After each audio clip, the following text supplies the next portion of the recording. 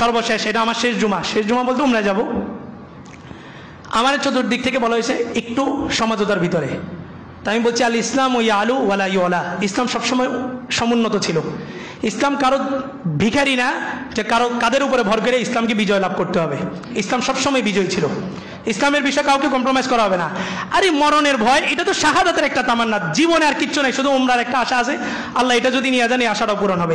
এরপরে একটাই তামান্না, এটা হচ্ছে মরণ, শাহাদাত ফি সাবিলিল্লাহ। মরণ একদিন আসবে, এটা নিয়ে তো ভয় কিসের? আর যদি এমনি মরি, বিছানায় পড়ে যদি মরি, নামাজে মরি, যেখানে মরি, তো আমার জান্নাতের ফায়সালা হইতে 1,20,000 বছর অপেক্ষা করতে হবে। 1,20,000। মুসলিম শরীফের হাদিস, সর্বশেষ যে ব্যক্তি মারা যাবে তার দুনিয়া কবরের জগতে তার মিনিমাম 40,000 বছর থাকতে হবে। পুলসিরাত আছে 30,000 বছর, উঠতে 10 সমান 10 নামতে 10, কত হয়েছে? 30 আর 40 70। আর কিয়ামতের এক মাঠ 50 আলবাসানাতিন মিম্মা তাউদ্দুন, একদিনই আছে 50,000 বছরের সমান। একদিনই আছে 50,000 বছরের সমান, কত হয়েছে? 1,20,000। এরপরে যা সিদ্ধান্ত হবে তুমি জান্নাত না জাহান্নাম। আর রাসূল বলেন সৌভাগ্যবান ওই কাফেলা, ওই জাতি, ওই কওম, ওই ব্যক্তি যেই ব্যক্তি যুদ্ধের ময়দানে তরবারির নিচে নিহত শহীদ হয়। আল্লাহ রাসূল বলেন আল জান্নাতু তাহতা জিল্লাতি সুয়ুফ, যে তরবারি দিয়ে আঘাত করা হয়েছে, যে পিস্তলের বুলেট দিয়ে তাকে শহীদ করা হয়েছে, ওই পিস্তলের বুলেটের ছায়া, ওই তরবারির ছায়ার নিচে ওই শহীদের জান্নাত আছে। তামান্না তো ওইটা। মরণ তো একদিন আসবে। আল্লাহুম্মা রযুকনা শাহাদাতান ফি সাবিলিক, রাসূল দোয়া শিখিয়ে গেছেন, উম্মত শহীদ হওয়ার জন্য দোয়া করো, শহীদ হওয়ার তামান্না নিয়ে দোয়া করো। তো এই সমস্ত হুমকি দামকি এগুলো ভয় না। আর যারা এই সমস্ত হুমকি দামকি দিয়েছেন, এই মসজিদের দেয়ালের পিছন থেকে আমার মহল্লা শুরু, আমি এখানে ভাড়াটিয়া না। আপনি আমার হুমকি দিতেছেন রাস্তায় যাওয়ার পথে এটা করবেন ওটা করবেন, আমি এখানে ভাড়াটিয়া না। আর বলেই দিছি কিছু যদি হয় ওটা আল্লাহ তকদিরে লিখে রাখছেন। তো ওদের হুমকি দামকির কারণে কি আমি মসজিদের রুমের মধ্যে বন্দি থাকবো নাকি?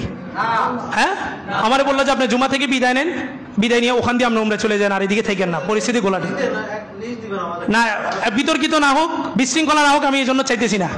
তবে যদি পরিস্থিতি ঘোলাটে করার চেষ্টা করে কেউ, তো ঘোলা পানির মধ্যে কিভাবে মাছ শিকার করতে হবে ওটা টেকনিক আমার জানা আছে। এই লিস্টিগুলো তখন দেওয়া হবে। আপনারা বলেন আমি ইমাম হিসাবে যোগ্য কিনা? সবাই বলেন আমি ইমাম হিসাবে যোগ্য। ইমাম হিসাবে আপনারা কি সামনেও আমাকে দেখতে চান? আবার বলেন, আবার বলেন। শুনছেন? কমিটির কাছে আসছে, ইমাম পরিবর্তন করেন দ্রুত, ইমাম পরিবর্তন করেন দ্রুত। হ্যাঁ, আমি এই ইমাম এখানে বসছি, আপনি আমাকে আন্দোলন করে সরাইতে হবে না। এই গদির প্রতি আমার কোনো লোভ নাই, বরং নিজের নামাজ ছুটে যেত মাঝে মাঝে। এই জন্য হুজুর বলছেন তুমি 5 ওয়াক্ত নামাজের ইমামতি করো, নামাজ আর ছুটবে না।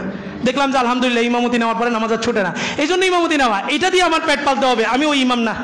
যেদিন আমি বুঝবো যে আমার ম্যাক্সিমাম মুসল্লি আমার উপরে রাগ, ওই দিন আমি এখান থেকে সরে যাব। আল্লাহ রসুল বলছেন ওই ইমাম জাহান্নামী যে ইমামের উপরে তার মুসল্লিরা রাগ। আমি কেরাত ধরতে সাবধানে ধরি, লম্বা কেরাত ধরলে মুরব্বীরা কষ্ট পাবে।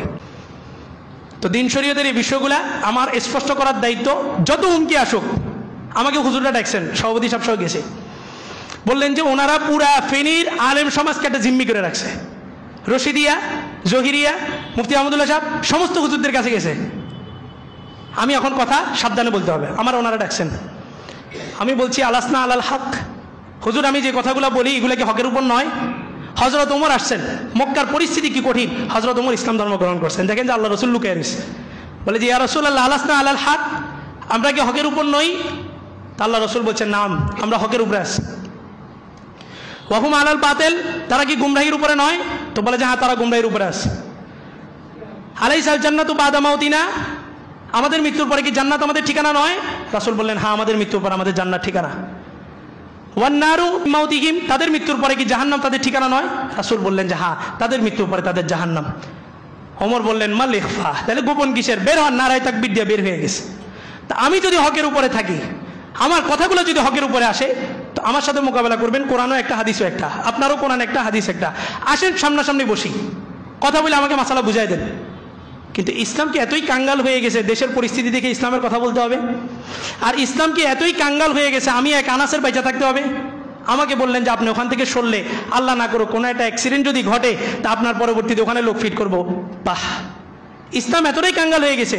আল্লাহ রসুলের ইন্তেকালের পরে সাহাবায়ে কেরাম দিক বিদিক ছুটাছুটি করতেছেন, ইরতিদাদের মাসালা চলে আসছে। অনেকে বলছেন যে আমরা আর ইসলাম ধর্মে থাকবো না, থেকে লাভ কি, মুহাম্মদ তো নাই। হযরত আবু বকর মিম্বরের উপরে দাঁড়ায় গেছেন, দাঁড়ায় বলছেন শোনো মান কানা ইয়াবুদু মুহাম্মদ, তোমাদের মধ্য থেকে যারাই মুহাম্মদের ইবাদত করছো, যারাই মুহাম্মদকে পূজা করছো, তোমরা শুনে রাখো ফাইন্না মুহাম্মদ কদ মাত, মুহাম্মদ সাল্লাল্লাহু আলাইহি ওয়াসাল্লাম কি করছেন? ইন্তেকাল করছেন। তোমাদের মধ্য থেকে যারা মুহাম্মদের ইবাদত করছো তারা শুনে রাখো মুহাম্মদ কি করছেন? ইন্তেকাল করছেন। ওমান কানা ইয়াবুদুল্লাহ, আর যে ব্যক্তি আল্লাহর ইবাদত করছে তোমরা স্পষ্ট শুনে রাখো সুসংবাদ, ফাইন্নাল্লাহ হাইয়ুন লা ইয়ামুত, আল্লাহ তাআলা চিরঞ্জীব, আল্লাহর কোনো মরণ নাই। সাহাবায়ে কেরাম সবাই হুঁশ ফিরে আসছে।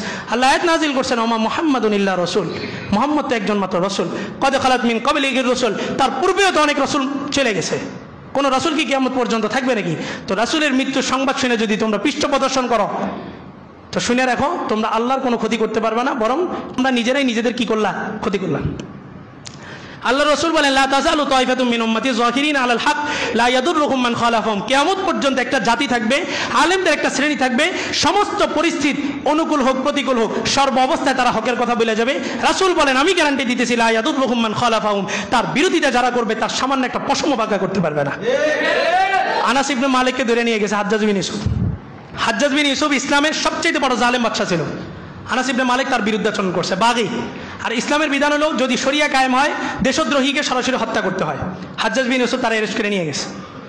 নিয়ে যাওয়ার পরে আনাস ইবনে মালিককে নিয়ে গেছে, তো বলে তুমি নাকি আমার বিরোধিতা করো? অবশ্যই করি। তো বলে তুমি জানো আমি কি করতে পারি? তো বলে কিছুই করতে পারবা না।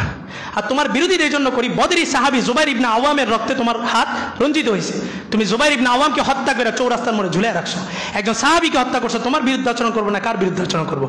তো বলে জানো তুমি কার সামনে কথা বলতেছো, আমি কি করতে পারি? তো বলে যে আমি সব জানি, তুমি আমার কিচ্ছু করতে পারবা না। কেন? বলে যে রাসূল আমাকে একটা দোয়া শিখিয়ে গেছেন, এই দোয়া পড়ার পরে পুরা পৃথিবীর সমস্ত মানুষও যদি তার বিরুদ্ধাচরণ করে তার একটা পশমও বাঁকা করতে পারবে না। তা হাজ্জাজ বিন ইউসুফ বলতেছে দোয়াটা একটু আমাকে শিখাইবা? তা আনাস বিন মালিক বলে এই দোয়ার উপযুক্ত তুমি নও, তোমাকে এই ও দোয়া শিখানো যাবে না, চলে গেছে। বলে ছেড়ে দাও। আনাস ইবনে মালিক চলে গেছে। মন্ত্রীরা বলতেছে কি ব্যাপার? আনাস ইবনে মালিককে হাতের কাছে পাইলেন, কিছু করলেন না যে? তো বলে যে ও যখন ভিতরে ঢুকছে দেখলাম যে ওর পিছন দিয়ে দুইটা বাঘ আমার দিকে থাবা দিয়ে রাখছে, আমি ওর সাথে জোরে কথা বললেই মনে হয় যে বাঘগুলো আমাকে হামলা করবে। এরপর আনাস ইবনে মালিককে সাহাবায়ে কেরাম জিজ্ঞেস করলেন দোয়াটা কি? লম্বা দোয়া। আমি গত বছর স্বৈরাচারী শাসন এই 24 রেভলিউশনের আগের জুমা আমাকে বলা হয়েছিল যে সামনে আমার ছোট বাচ্চা ছিল হুন্ডার, বলে যে ও না থাকলে ওই দিনই তোমাকে ক্রস ফায়ার করতাম, এটা ভয় দেখেছে। আনাস ইবনে মালিকের এই দোয়া পড়ে আসছি এবং সমস্ত মুসল্লিদেরকে এই দোয়াটা দিয়েছিলাম বাংলা উচ্চারণ সহ। বড় সংক্ষেপ ওই দোয়াটা হচ্ছে আল্লাহু আল্লাহু রব্বি লা উশরিকু বিহি শাইআ। দোয়াটা কি? আল্লাহু আল্লাহু রব্বি লা উশরিকু বিহি শাইআ। এই দোয়াটা পড়েন, পৃথিবীর কোনো পরাশক্তি আপনার একটা পশম বাঁকা করতে পারবে না। আর যদি কিছু হয়েই যায় তো আমার বিশ্বাস আছে আল্লাহ বলছেন কুল লা ইউসিবানা ইল্লা মা কাতাবাল্লাহু লানা হুয়া মাওলানা ওয়া আলাল্লাহি ফালইয়াতাওয়াক্কালিল মুমিনুন। আল্লাহ বলেন হে রাসূল আপনি তাদেরকে বলেন হুমকি ধামকির কিচ্ছু নেই, তোমরা যদি আমার উপরে আক্রমণ কইরা আমারে মাইরা পিস পিস করে যদি সদর হাসপাতাল মোড়ে ঝুলিয়ে দাও তো আমি বিশ্বাস করি এটাই আমার তকদিরে আল্লাহ তাআলা লিখে রাখছেন। আর আল্লাহ যদি মরণ না রাখেন তো তুমি যে কোনো শক্তি নিয়ে আসো কিছুই করতে পারবে না ইনশাআল্লাহ, এই বিশ্বাস আমার আছে। শেষ কথা, আমি আপনাদের এখানে 3 বছর ইমামতি করছি। ফজরের তাফসীর সর্বশেষ 300 পর্ব পার হয়েছে, সূরা বাকারা শেষ, সূরা আল ইমরান চলতেছে। ফজর আলহামদুলিল্লাহ 5-6 কাতার মুসল্লি হয়, এটা সামাজিক কোনো মসজিদ না, তারপরে মুসল্লি পরিমাণ যথেষ্ট। মাগরিবের একটা বয়ান, আজকে 3 বছর, জুমার বয়ান, সব কিছু মিলে এই মহল্লার আজকের এই পরিস্থিতি, এই মসজিদের আজকে এই অবস্থান, আমি মনে করি এটা আল্লাহ তাআলাই করছেন, আমাকে মাধ্যম হিসেবে ব্যবহার করছেন, এজন্য আমি আল্লাহর কাছে চিরকৃতজ্ঞ, আল্লাহর কাছে ঋণী। আপনারা জানেন আমার এখানে একটা প্রতিষ্ঠান দাঁড়াইছে মাসাদুল হাসনাইন, আমার ফেস বেলুর উপরে দাঁড়াইছে, মুরব্বীদের পরামর্শে দাঁড় করাইছি। মুরব্বীরা এই সমস্ত সিচুয়েশন থেকে আমাকে বলছেন মাসা থেকে সরে যাও, মুরব্বীদের পরামর্শে আমি এখান থেকে সরে গেছি। এই পরিস্থিতি আইনা দিছি আমি আপনাদেরকে, শৃঙ্খল একটা পরিস্থিতি। 4 জনের নাম আসছে আমার কাছে, যে 4 জন বিতর্কিত কিছু বিষয় নিয়ে এই পরিস্থিতিগুলো ঘোলাটে করতেছেন। যাদের চোখ পড়ছে এটার উপরে ওদেরকে আমি শকুন বলি না, বলি কুকুর। আল্লাহ বলছেন উলাইকা কাল আনআম বাল হুম আদল, এরা চতুষ্পদ জন্তু থেকেও খারাপ। আর কুকুরের জন্য কি লাগে? কুকুরের জন্য কি লাগে? আল্লাহ তাআলা যদি হায়াত রাখে তো আবার আসবো, রিজিক যদি থাকে তাহলে আবার এখানে পড়বো, আবার এখানে দাঁড়াবো। আর যদি হায়াত রিজিক না থাকে, ব্যক্তি আচরণের কারণে কেউ যদি কষ্ট পেয়ে থাকেন, এটা ক্ষমা সুন্দর দৃষ্টিতে দেখবেন।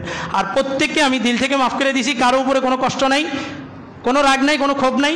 আর আমি প্রত্যেকের জন্যই বাইতুল্লাহ যদি আল্লাহ যাওয়ার তৌফিক দান করে তো ওখানে আমি গেলাফ ধরে দোয়া করবো ইনশাআল্লাহ। আল্লাহ তাআলা যে কথাগুলো বলা হইলো, বলনেওয়ালা শুননেওয়ালা সকলকে আমল করার তৌফিক দান করুন।